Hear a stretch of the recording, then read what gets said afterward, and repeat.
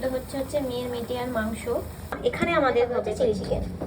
তো ফার্স্টে দেবো হচ্ছে নুন, অল্প দেবো ভিনিগার, একটু সোয়া সস, অল্প করে দেবো হচ্ছে একটু তেল, সর্ষের তেলই দিলাম, সাদা তেলও দেওয়া যেতে পারে। হচ্ছে একটু গোলমরিচ, একটু ঝালঝালি হবে। একটা ডিম, আদা রসুন লঙ্কার পেস্ট, দেবো হচ্ছে অ্যারারুট। সুন্দর করে মাখানো। এবার একটা একটা করে ছেড়ে দেবো সুন্দর করে, এমনি করে ধরবো। তেল গরম হয়ে গেছে, ছেড়ে দিচ্ছি। আমুদি মাছ ফ্রাই।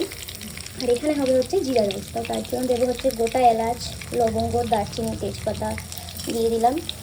সেটা হচ্ছে জিরা একটু বেশি করেই দিতে হবে। দিয়েছি, তোমরা চাইলে ঘিও দিতে পারো। কুচানো পেঁয়াজ দিয়েছি, কটা কাঁচা লঙ্কা, ভালো করে এবার একটু ফ্রাই করে নেবো। অল্প করে নুন, সামান্য চিনি, রাইস অল্প অল্প করে। কিন্তু রেডি হয়ে গেছে আমাদের জিরা রাইস। এখানে তেল দিয়ে দিয়েছি। তো এখন দিয়ে দেবো হচ্ছে রসুন, হচ্ছে আদা কুচি,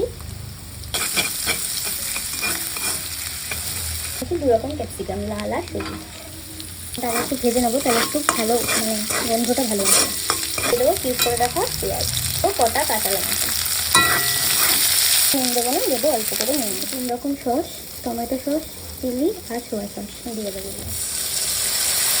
বেশ এসছে। এবার দেবো হচ্ছে একটু black pepper, double red chilli powder.